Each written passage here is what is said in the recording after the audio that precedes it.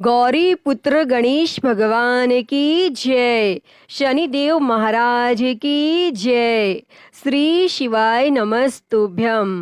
प्रिय भक्तजनों, आज हम इस वीडियो में शनिवार व्रत की कथा सुनेंगे। तो आप सभी भक्तजन बड़ी ही श्रद्धा, ध्यान पूर्वक और प्रसन्नचित्त मन से इस कथा को पूरा अवश्य सुनिएगा। तो सभी प्रेम से बोलिए शनिदेव महाराज की जय। एक समय की बात है, किसी गांव में एक ब्राह्मण देवता अपनी पत्नी तथा बच्चों के साथ रहते थे।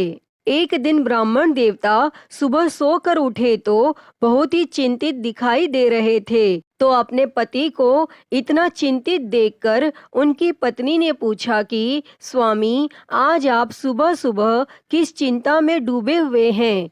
तो पत्नी की बात सुनकर ब्राह्मण देवता ने कहा, कोई बात नहीं, बस यूं ही थोड़ी तबीयत खराब है। लेकिन ब्राह्मण की पत्नी बहुत ही समझदार थी। वह जान चुकी थी कि उसके पति कोई ना कोई समस्या से घिरे हैं। तो उसके बार बार पूछने पर ब्राह्मण देवता ने कहा कि मैं कई दिन से एक ही सपना देख रहा हूँ कि एक व्यक्ति नीले कपड़े पहनकर आता है और मुझसे कहता है कि तुम्हें मेरी 7.5 लगेगी। तो यह सुनकर ब्राह्मण देवता की पत्नी ने कहा, अरे वह तो शनि देव भगवान हैं, जो आप पर शनि की दशा लगाने को कहते हैं। अब जब भी शनि देव आपके सपने में आए और बोले कि तुम्हें मेरी 7.5 लगेगी, तो आप उन्हें प्रणाम करके बोलिए कि 1.15 से ज्यादा मत लगाइए। तो ब्राह्मण देवता ने कहा कि ठीक है, मैं ऐसा ही बोल दूंगा। तब दूसरी ही रात्रि को शनि देव ने फिर से ब्राह्मण के सपने में आकर कहा कि तुम्हें मेरी 7.5 लगेगी। तब ब्राह्मण देव ने कहा कि हे प्रभु, मेरे में इतनी क्षमता नहीं है, मैं इतने साल तक कष्ट नहीं सह पाऊंगा। आप कृपया करके मुझ पर थोड़े ही समय के लिए लगें। तब शनि देव ने कहा, तो ठीक है, मैं 2.5 साल के लिए लगूंगा। तो ब्राह्मण देव बोला कि नहीं प्रभु, मैं इतना भी सहन नहीं कर पाऊंगा, आप कृपया करके केवल 1.15 तक ही लगें। तो शनि देव ने कहा कि ठीक है, जैसा तुम कह रहे हो, मैं 1.15 तक ही लगूंगा। तब अगले दिन प्रातः काल होते ही ब्राह्मण देव ने अपनी पत्नी को सारी बात बताई और कहा कि मुझे शनि देव की कुदृष्टि लगी है और वह भी 1.15 के लिए, इसलिए मैं जंगल में जा रहा हूँ, वहीं पर पूजा अर्चना करूँगा। तब इतना बोलकर ब्राह्मण देव जंगल में चले गए और जंगल में उन्होंने पूजा की। जब थोड़ा सा समय बचा तो वह सोचने लगे कि इतना समय तो घर जाने में लग जाएगा, तो मुझे अब चलना चाहिए। तो यह सोचकर वह खड़े होकर घर के लिए चल पड़े। तब रास्ते में उन्होंने देखा कि एक खेत में तरबूज की बहुत सारी बेलें लगी हुई हैं और उन बेलों को बहुत ही सुंदर सुंदर तरबूज लगे हुए हैं। तो उन्हें देखकर ब्राह्मण देवता का मन ललचा उठा और वह सोचने लगा कि तरबूज ले चलता हूँ, घर जाकर बच्चों को दे दूंगा, कितने खुश होंगे। तो यह सोचकर ब्राह्मण ने 2 तरबूज तोड़कर, उसके पास एक थैला था, उसके अंदर वह तरबूज रख लिए और खेत के मालिक को देखने लगा कि मालिक दिखाई दे जाता तो उनका मूल्य दे चलता, लेकिन खेत का मालिक तो वहां दिखाई नहीं दिया। तो ब्राह्मण ने उसी बेल के पास में तरबूज का मूल्य रख दिया और अपने घर के लिए रवाना हो गए। और चलते चलते जैसे ही नगर में पहुंचे तो नगर में उन्हें 2 सिपाहियों ने रोक लिया और पूछने लगे कि ब्राह्मण, तुम्हारे थैले में क्या है? तो ब्राह्मण देव ने कहा कि इसमें तो तरबूज है, मैं अपने बच्चों के लिए लेकर आया हूँ। तो सैनिकों को भरोसा नहीं हुआ, तो वह कहने लगे कि खोल कर दिखाओ। तो ब्राह्मण देव ने जैसे ही थैला खोला तब देखा कि उसके अंदर तो नगर के राजा के दोनों बेटों के सिर कटे हुए हैं। तब यह देखते ही सैनिकों ने ब्राह्मण को बंदी बनाया और राजा के पास ले गए और बोले कि महाराज, इस ब्राह्मण ने आपके पुत्रों की हत्या कर दी है और उनके सिर अपने थैले में छुपा रखे हैं। तब यह सुनते ही राजा को बहुत ही गुस्सा आया और दुखी भी हुआ। तब राजा ने आदेश दिया कि इस ब्राह्मण को तुरंत ही फांसी पर चढ़ा दो। तो ब्राह्मण ने राजा से प्रार्थना की कि हे राजन, मेरी अंतिम इच्छा है कि मैं मरने से पहले पूजा पाठ करना चाहता हूँ। तो राजा ने कहा कि तुम्हारे मन में पूजा पाठ कहाँ से आई? तुम्हारा मन पवित्र नहीं हो सकता, क्योंकि अगर तुम पवित्र होते और ब्राह्मण होते तो कभी मेरे पुत्रों की हत्या नहीं करते। तब ब्राह्मण ने कहा कि महाराज, यह तो मेरी अंतिम इच्छा है और मरने वाले की अंतिम इच्छा पूरी की जाती है। तब राजा ने ब्राह्मण की अंतिम इच्छा पूरी करने की अनुमति दे दी और ब्राह्मण देव ने पूजा पाठ किया। तब तक शनि का 1.25 पहर समाप्त हो गया। तो उसी समय राजा के दोनों पुत्र शिकार खेलकर लौट आए। तो यह देखकर राजा हैरान था। राजा ने ब्राह्मण की सजा रोक दी और उनके साथ हुए इन हादसों का कारण पूछा। तो ब्राह्मण देव ने कहा कि राजन, मुझ पर शनि देव की 1.25 पहर की दशा लगी थी, जो अब समाप्त हो गई है। तब यह सुनकर राजा ब्राह्मण से पूछने लगे कि हे ब्राह्मण देव, शनि की दशा लगे तो क्या करना चाहिए? मुझे इसके बारे में बिल्कुल भी ज्ञान नहीं है। तब ब्राह्मण देवता ने कहा कि अगर शनि की कुदृष्टि लगे तो काले कुत्ते को सरसों के तेल से चुपड़कर रोटी खिलानी चाहिए। सामर्थ्यवान व्यक्ति को काले हाथी का या काले घोड़े का दान करना चाहिए और शनिवार का व्रत रखकर शनि देव की कथा सुननी चाहिए और इससे शनि की दशा का प्रकोप समाप्त हो जाता है। तब यह सुनकर राजा ने ब्राह्मण देव को छोड़ दिया और जैसे ही ब्राह्मण देव घर पहुँचे तो उनकी पत्नी ने पूछा कि स्वामी, आज आप थैले में क्या लेकर आए हैं? तो ब्राह्मण ने कहा कि बच्चों के लिए तरबूज लाया हूँ। तब पत्नी ने थैला लेकर जैसे ही खोला तो उसके अंदर तो सोने चांदी और हीरे जवाहरात भरे हुए थे। तब यह देखकर पत्नी बहुत ही खुश हुई और अपने पति से कहने लगी कि आपका थैला तो सोने चांदी जवाहरात से भरा है, इन्हें आप कहाँ से लाए हैं? तो यह देखकर ब्राह्मण देव बहुत ही प्रसन्न हुए और शनि देव की महिमा अपनी पत्नी को बताई और बोले कि जब 1.25 पहर की दशा लगी थी तो तरबूज राजा के बेटे के सिर बन गए और जब 1.25 पहर की दशा समाप्त हुई तो वही तरबूज सोना चांदी जवाहरात बन गए। हे शनिदेव, आपकी महिमा तो अत्यंत निराली है। जैसे आपने मुझ पर 1.25 पहर की दशा लगाई वैसे किसी पर ना लगाना और जैसे आपने मेरे जैसे गरीब पर कृपा की वैसे सब पर करना। जो भी श्रद्धा भाव से आपका व्रत रखे और आपकी व्रत कथा सुने, उसकी सारी मनोकामनाएं पूर्ण करके आशीर्वाद देना कि वह कभी भी अपने जीवन में नाना प्रकार के कष्टों का सामना ना करे और अपने कार्य क्षेत्र में हमेशा उसको सफलता मिले। तो सभी प्रेम से बोलिए शनिदेव महाराज की जय। प्रिय भक्तजनों, आइए अब शनिदेव महाराज की अगली कहानी को सुनते हैं।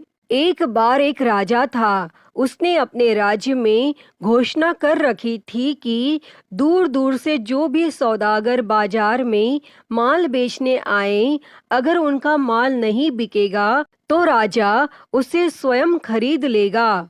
और यह घोषणा सुनकर सौदागर प्रसन्न हो गए और जब भी किसी सौदागर का माल नहीं बिकता तो राजा के आदमी उसे उचित मूल्य देकर सारा सामान खरीद लेते थे। तब एक दिन एक लोहार लोहे की शनि देव की मूर्ति बनाकर लाया, परंतु शनि देव की मूर्ति का कोई भी खरीदार नहीं आया। और शाम के समय राजा के कर्मचारी आए और वह मूर्ति को राजा के पास लेकर गए। तब राजा ने उस मूर्ति को आदर के साथ महल में रखवा लिया। तब शनि देव के घर में आने से सभी देवी देवता राजा से नाराज हो गए। तब रात के अंधेरे में राजा ने एक तेजस्वी स्त्री को अपने घर से जाते देखा। तो राजा ने उससे पूछा, आप कौन हैं? तब वह बोली, मैं लक्ष्मी हूँ, तुम्हारे महलों में शनि का वास है, मैं यहाँ नहीं रह सकती। तब राजा ने उस स्त्री को नहीं रोका और कुछ समय बाद राजा ने एक देव पुरुष को घर से जाते देखा और उससे पूछा, आप कौन हैं? तो वह देव पुरुष बोला, मैं वैभव हूँ, मैं सदा लक्ष्मी के साथ रहता हूँ, जब लक्ष्मी ही नहीं तो मैं यहाँ कैसे रह सकता हूँ। और राजा ने उसे भी नहीं रोका और वह भी चला गया। और इसी प्रकार धीरे धीरे धर्म, धैर्य, क्षमा आदि सभी गुण एक एक करके चले गए और राजा ने किसी को भी रुकने के लिए नहीं कहा। लेकिन अंत में जब सत्य जाने लगा तब राजा के पूछने पर उसने कहा, जहाँ लक्ष्मी, वैभव, धर्म, धैर्य और क्षमा का वास नहीं तो मैं यहाँ क्या करूँगा। अब राजा सत्यदेव के पैरों में गिर पड़ा और बोला, महाराज आप कैसे जा सकते हैं? आप ही के बल पर मैंने लक्ष्मी, वैभव, धैर्य, धर्म आदि सभी का तिरस्कार किया है, मैं आपको नहीं छोड़ूंगा। तब राजा का इतना आग्रह देखकर सत्य वहां रुक गया और महल के बाहर सभी देवी देवता सत्य की राह देख रहे थे। और उसे न आता हुआ देखकर धर्म बोला, मैं सत्य के बिना नहीं रह सकता, मैं वापस जा रहा हूँ। और धर्म के पीछे पीछे क्षमा, वैभव, लक्ष्मी सभी लौट आए तथा राजा से कहने लगे, तुम्हारे सत्य प्रेम के कारण ही हमें यहाँ वापस लौटना पड़ा है। तुम जैसा राजा दुखी नहीं रह सकता। सत्य प्रेम के कारण लक्ष्मी तथा शनि एक साथ रहने लगे। तो बोलिए, सत्य भगवान की जय। हे प्रभु, जैसे आपने राजा पर कृपा की वैसे ही सब पर करना। कहानी अधूरी हो तो पूरी करना, पूरी हो तो मान करना। तो सभी प्रेम से बोलिए, शनिदेव महाराज की जय। प्रिय भक्तजनों, आइए अब शनिवार व्रत की अगली कथा को सुनते हैं। एक समय स्वर्गलोक में इस बात पर विवाद छिड़ गया कि 9 ग्रहों में से सबसे बड़ा कौन है। यह विवाद इतना आगे चला गया कि यह एक युद्ध की स्थिति बन गई। इस बात के निष्कर्ष पर पहुंचने के लिए सभी देवता देवराज इंद्र के पास पहुंच गए और उन्होंने कहा, हे देवराज, अब आप ही निर्णय करें कि हम सब में सबसे बड़ा कौन है। देवताओं द्वारा पूछे गए इस सवाल से देवराज इंद्र उलझन में पड़ गए। तब इंद्र देव ने कहा कि मैं इस प्रश्न का उत्तर नहीं दे सकता हूँ, मैं असमर्थ हूँ। इस सवाल का जवाब पाने के लिए वह सभी पृथ्वी लोक में उज्जैनी नगरी के राजा विक्रमादित्य के पास गए। तब राजा विक्रमादित्य के महल पहुंचकर सभी देवताओं ने प्रश्न किया। इस पर राजा विक्रमादित्य भी असमंजस में पड़ गए।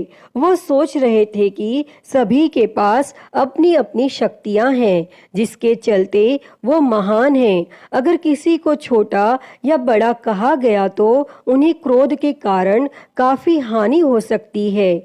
इसी बीच राजा को एक तरीका सूझा। उन्होंने 9 तरह की धातु बनवाई जिसमें स्वर्ण, रजत, कांसा, ताम्र, सीसा, रांगा, जस्ता, अभ्रक वह लोहे शामिल थे। तब राजा ने सभी धातुओं को एक एक आसन के पीछे रख दिया और इसके बाद उन्होंने सभी देवताओं को सिंहासन पर बैठने के लिए कहा। तब धातुओं के गुणों के अनुसार सभी आसनों को एक दूसरे के पीछे रखवा कर उन्होंने देवताओं को अपने अपने सिंहासन पर बैठने को कहा। और जब सभी देवताओं ने अपना अपना आसन ग्रहण कर लिया, तब राजा विक्रमादित्य ने कहा, इस बात का निर्णय हो चुका है, जो सबसे पहले सिंहासन पर बैठा है वही बड़ा है। यह देखकर शनि देवता बहुत नाराज हुए। उन्होंने कहा, राजा विक्रमादित्य, यह मेरा अपमान है। तुमने मुझे सबसे पीछे बिठाया है।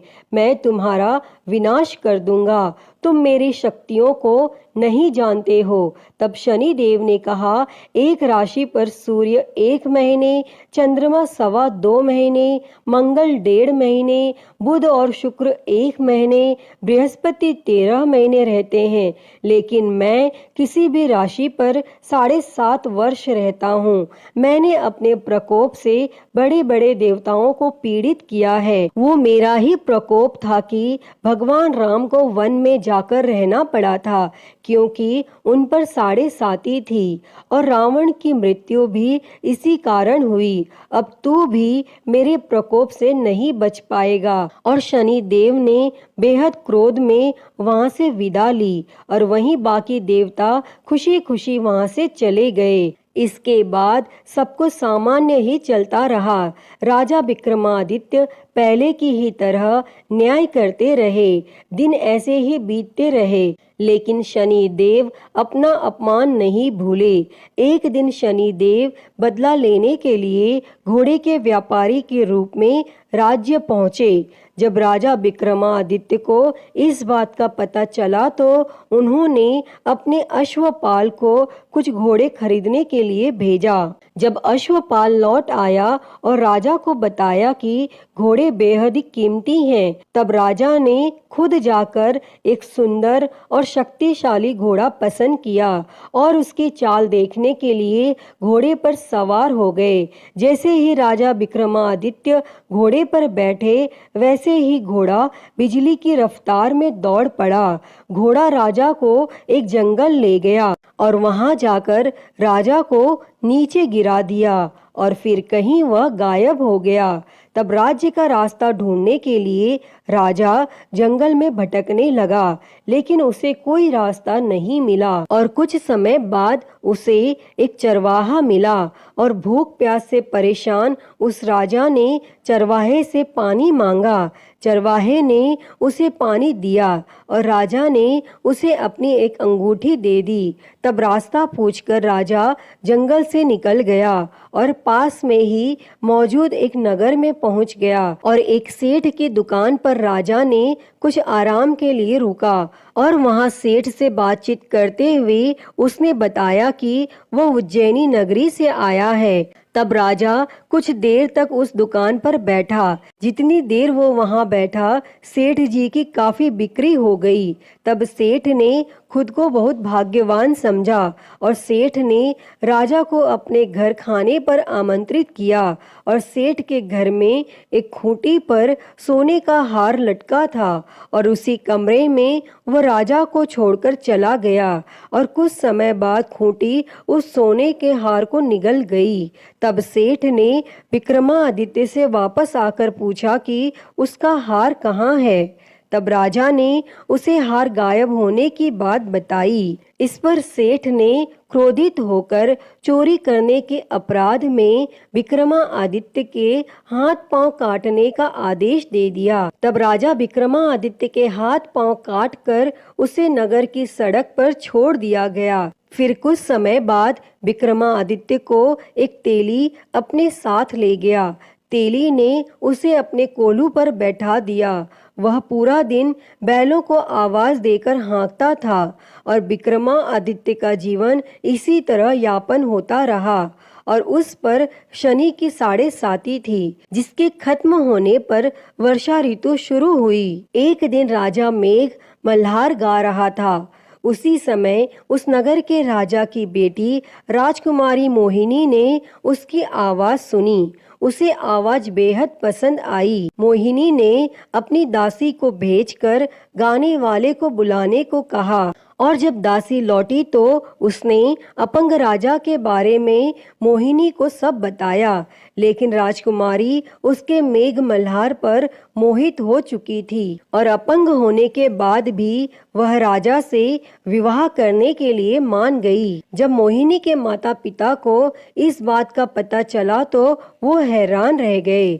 तब रानी ने अपनी बेटी को समझाते हुए कहा कि तेरे भाग्य में किसी राजा की रानी का सुख है, तू इस अपंग से क्यों विवाह करना चाहती है। लेकिन समझाने के बावजूद भी राजकुमारी अड़ी रही और अपनी जिद को पूरा कराने के लिए राजकुमारी ने भोजन छोड़ दिया।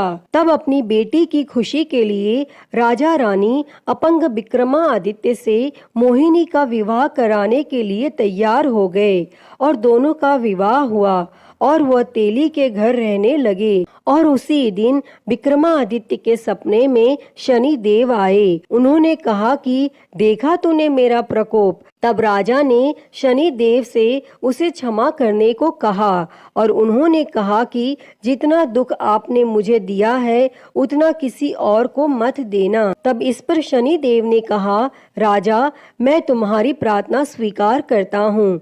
जो कोई व्यक्ति मुझे पूजेगा, व्रत करेगा और मेरी कथा सुनेगा उस पर मेरी कृपा दृष्टि हमेशा बनी रहेगी। सुबह जब राजा विक्रमादित्य की नींद खुली तो उसने देखा कि उसके हाथ पांव वापस आ गए हैं और उन्होंने मन ही मन में शनि देव को नमन किया। और राजकुमारी भी विक्रमादित्य के हाथ पैर देखकर हैरान रह गई। तब राजा ने शनि देव के प्रकोप की कथा सुनाई और जब सेठ को यह बात पता चली तो वह तेली के घर पहुंचा। उसने राजा विक्रमादित्य से उनके पैरों में गिरकर माफी मांगी।